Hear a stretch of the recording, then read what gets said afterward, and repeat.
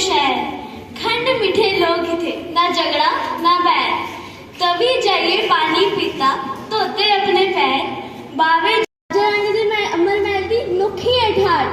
जम्मू शहर घूमी फिरिए पुजी गई चनाब, ठंडी ठंडी वाह उथरी ते उत्थे ते नज़ारे लगे लाजवाब। ते आखदी मैं इत्थे दी चिड़िया, इत्थे गै मैं रोना। मेरा मुद्दा सारा भला साढ़े जम्मू कश्मीर के मोने परमोने के कवि दीनू भाई पंत ने गलाया है, इंदी साड़ी दादी है डोगरी साड़ी माँ, दादी थार दादी है ते माऊ थार माँ। बड़ा के शैल गलाया है, किसी भी क्षेत्र की पहचान उत्थे दी संस्कृति विरसे ਜਿਹੜੇ ਸਾਡੇ ਡੋਗਰੇ ਨਾਲ ਉਹਦੀ ਨੀਂਹ ਰਖੋਈ ਹੀ ਮਹਾਰਾਜਾ ਗੁਲਾਬ ਸਿੰਘ ਨੇ ਉਹਦੀ ਨੀਂਹ ਰੱਖੀ। दसने नहीं कि साड़ी भाषा जी है वो खत्म होती जा रही है, उसी असें खत्म नहीं करना।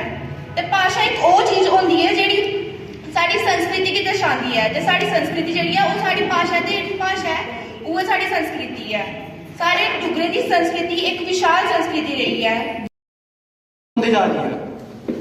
जिन्ने भी साढ़ा यंग यूथ है, ये यूथ डोगरी बोलने बड़ी शर्म करता है। अपने जेह्ड़े यादगार अपने अपने यादगार याद है कि डोगरी नहीं बोलो। जिन्ने साढ़े घर दे विच असें अपने घर दी डोगरी बोलने आ, पर चलो बाहर जाओ साढ़े घर वाले कम शर्म महसूस करते कि साढ़ा बच्चा डोगरी ना बोले। ते जेह्ड़ी साढ़ी आखदियां शानै कन्नै असी जित्तियां ने जंगां घमसानै कन्नै, असी जित्तियां ने जंगां घमसानै कन्नै, असी डोगरेआं आखदियां शानै कन्नै, हो असी डोगरेआं आखदियां शानै कन्नै। वैष्णो है माता साड़ी पाड़े विच रोंदी है, वैष्णो है माता साड़ी पाड़े विच रोंदी है, कंजक भजोने ताईं खल चली आउंदी है, कंजक भजो। बखरे इलाके की गल करचै, पंजाब च पंजाबी, हरियाणा च हरियाणवी बोलदे न, बंबे आह्ली साइड मराठी। ते अस डोगरे जेह्ड़े हैं जम्मू च अस डोगरी बोलदे होए कैली शर्माने होन्ने आं। बड़े बड़े महाराजा दे टाइम उप्पर साढ़ी मां भाषा है जी साढ़े पुराने बुजुर्गों के लिए अजे तो नहीं लोग बोलते हैं, पर अजकल एरा बोलना बड़ा घट हो गया है। जिन्हें कि अजकल अस कुआरी पुच्छी लैने तेन डोगरी बोलना आती है नहीं आती, बंदे आखते सानू बोलना सानू खाली समझ आती है, बोलना बालना सानू है नहीं आती है डोगरी। जिन्हें साढ़े गुरु जी ने आख्या शांति ले आते हैं।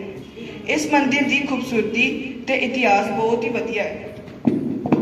जम्मू के मंदिर ना सिर्फ धार्मिक स्थल ने, पर इन्हां दी खूबसूरती ते इतिहास विच भी बहुत महत्वपूर्ण है।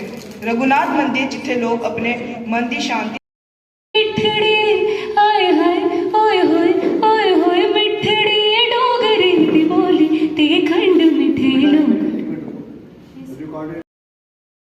राती कैसे तुसी नहीं सोंदे, दिन भर किथे छपी रोंदे, पूरे अंबर लांदे फेरा तुसी पलेते काला नेरा, कैसी इन्ना पैंडा भरदे कि तुसी चौकीदारी करदे, जा तारी दी सैना ले नेरा नसांदे पिछे पे, तुसी बच्चे दे प्यारे मामू, दुनिया कोला न्यारे मामू। अल्लड़ बरेस रूप सुनाखा, गोरा चिट्टा चन मुआंदरा, काली अखी सुरमा फबदा, पैरे बिच पंजेबा नैया पीवी टुरदी छन छन करदी, खिड़खिड़ असदी नचदी त्रपदी, मां बालिक दी लाडो रानी।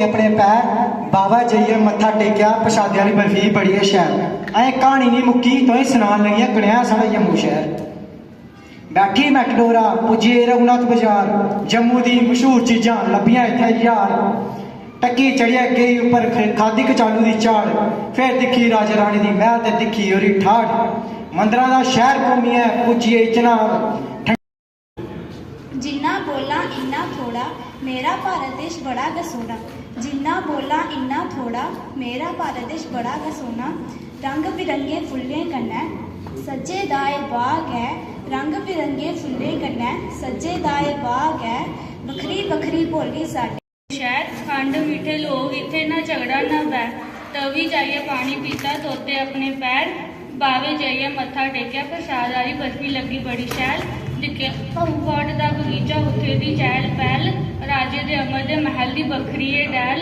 मेरा नाम मोनिका है ते मैं government model high school Damana च पढ़नी हाँ ते मिगी डोगरी इन्नी ते नहीं आती है पर फिर भी मैं अपने पापा को इंस्पायर हुई है कि डोगरी कविता लिखी दी है तो मैं डोगरी कविता पहली बारी लिखी दी है ते जो मैं तुम्हें सामने पेश करने जा रही हूँ जिसका नाम है जिंदड़ी नहीं मिलनी दोबारा ते लाओ जी सुनो।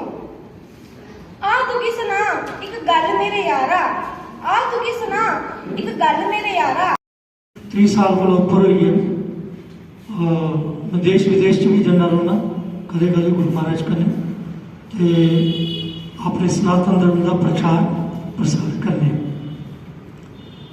अज भी इत्थे